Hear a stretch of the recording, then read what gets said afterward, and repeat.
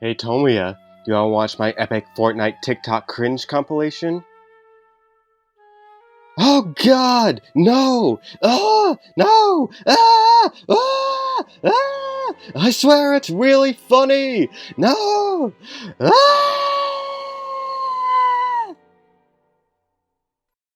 Hey, this is Kujin. For as long as I can remember, Clannad the Motion Picture has been a somewhat controversial piece of media within the VN's fan community, due in large part to the liberty it takes with the original story.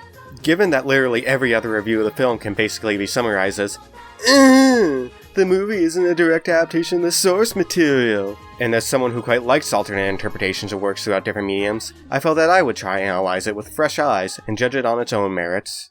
Bad art is a term thrown around a lot when people talk about this movie, and is a statement I couldn't disagree more with.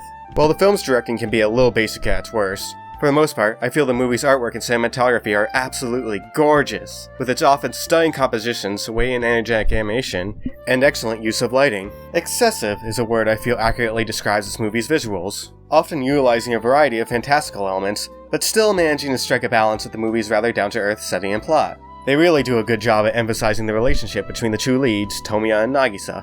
It is clear that the film had both the talent and passion behind it such that it could stand on its own as a product of the era, while still retaining the signature style of the film's late director, Osamu Dezaki. Who's Osamu Dezaki?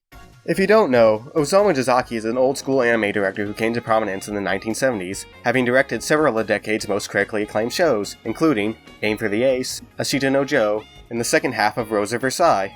Coming from a time when most anime was made on a budget of 3 fruit roll-ups instead of 4, and they usually looked like, well, this, Dezaki managed to rise above the limitations of the period and actually make his shows look good, doing so by making every single frame of them as iconic as possible, even with their limited animation, usually by cutting to extremely detailed still images when narratively appropriate. Many of his techniques are still used by the anime industry as a whole today, with his influence being especially noticeable in the works of studios Gainax and Trigger. Hell, Hideaki Anno's Aim for the Top Gunbuster even took half of its style from one of his shows. He also directed the Hamtaro movies. But for someone unfamiliar with the design ethic the Clannad movie was made with, it's understandable why the visuals might be somewhat off-putting to a first-time viewer. It's not my fault you have bad taste. Me being an asshole aside, the older art style also works on a thematic level as well, as it gives the movie this feeling of nostalgia throughout, which is appropriate as a large amount of the film is presented as the main character Tomoya's flashback.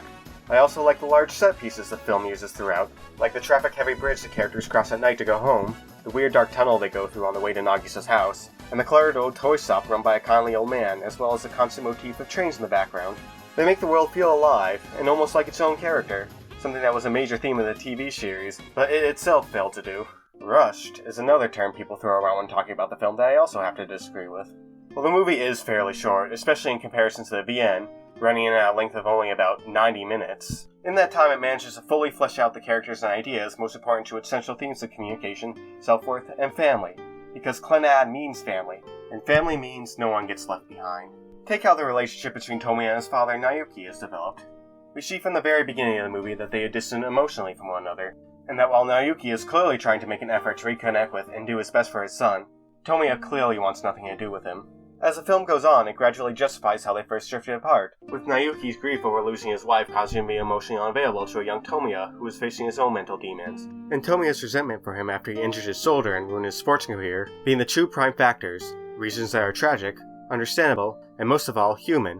All this leads to, what I consider to be in the very least, a great payoff when Naoki reveals to his son that he is acting just like he had by neglecting his daughter the way he was, uncovering Tomoya's eyes somewhat to the fall of his ways, before going on to try and save his son the best way he was possibly able, showing how much he had loved and cherished him all along. It's simple, and it takes place in less than 5 minutes of screen time, but builds the main character as a person extremely well, and, most importantly, is emotionally resonant.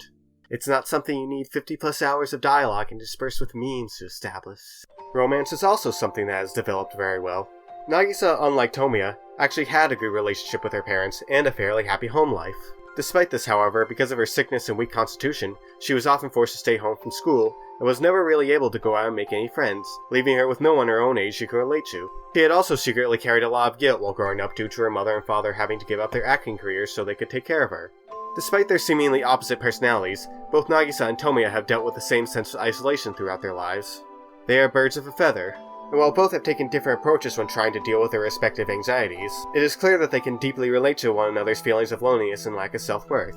so they convey beautifully through Tomiya's dream sequences and Nagisa's play.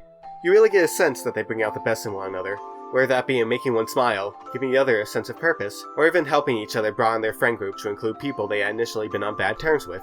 It's very sweet. Jun Maeda, while I've enjoyed several of your stories, you have a tendency to exaggerate your melodrama and comedy to a degree that it seems like the universe fucking hates some of your characters, and that they only have come into existence to either suffer or be laughed at by an audience. And I appreciate this film's attempt to actually try and make the setting feel more well-rounded and realistic. I like how Tsunohara is portrayed as this airheaded punk with anger issues, who blasts music in the dorms he's technically not supposed to be in, but who is also poor and even has to get a part-time job to support himself as such. It makes him feel multifaceted and grounded, like someone you might actually meet in real life, instead of just a jokey punching bag like he was in the TV series.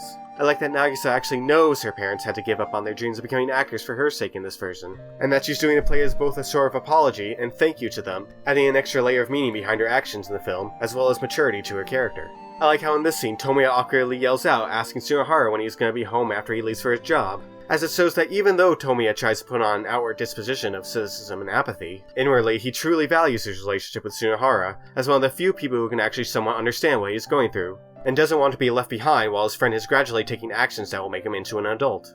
I also like how all of Tomiya's friends actually try to, actually fucking be there for him and support him through his depression over Nagisa's death, instead of basically abandoning him to his fate like they did in the series. It really speaks to their strength as people, and the meaningfulness of the bonds they had forged. Now I know what you're all thinking. Hey, this all sounds pretty great. Oh, Crow-chan, you are so cool and handsome. Won't you go ahead and jump in front of a bus for us? And my response to that is, who the fuck are you? Get the hell out of my house. But the question still remains, why is the film so poorly regarded? I think a lot of the issue comes from the fact that 95% of the people who actually watched this movie did so after watching the TV series or reading the VN first, and came into it with preconceived notions of what the story should be and how the characters should act, causing them to fundamentally misunderstand what the movie was actually trying to do. Whereas the TV series is about the daily lives of both Tomiya and Nagisa and the struggles they face therein, the movie is about Tomiya and how Nagisa came in and changed his life, something made evident by both his internal monologue and the story being framed as his reminiscence. Also, make no mistake, the Tomiya from the VN and the TV series and the Tomiya from the movie are two very different characters, and that's a big deal when it's, your main character. TV Tomiya in general is a fairly kind and outwardly bright person, someone who makes lighthearted jokes even in inappropriate situations, someone who sympathizes with people who have struggles similar to his own, and who goes out of his way to help them in their time of need. Movie Tomiya, meanwhile, is a very cynical person who almost never smiles, and just kind of wants to be left alone, only helping Nagisa in the first place because he kind of got caught up in the flow of it. While both versions share a lot of the same self-worth issues, they should not be seen as substitutes for one another, and as such, the plots of each of their respective stories had to account for their different personalities. None of this is to say the movie is perfect, however. There are some scenes, especially in the future arc, that come across as cheesy and overly dramatic, that could have, in my opinion at least, been executed better. In fact, if the movie had ended right here, I probably would have given it a 10, if scores weren't just some made-up metric for people to skip to the end of reviews to see and get mad about in the comments. But the movie is what it is in that regard, and these faults are mostly only minor blemishes on what is otherwise, like I've been saying this whole time, a great piece of cinema. I rediscovered this movie after having not watched it for almost 8 years, and was surprised by how much it resonated with me. As this is my first video review, it's probably fucking awful. I hope I convinced you to either watch the movie for the first time, or maybe give it another go with a new mindset in place. And hey, even if you still don't like it, I'll still think you're pretty cool for at least giving it a try. Have fun!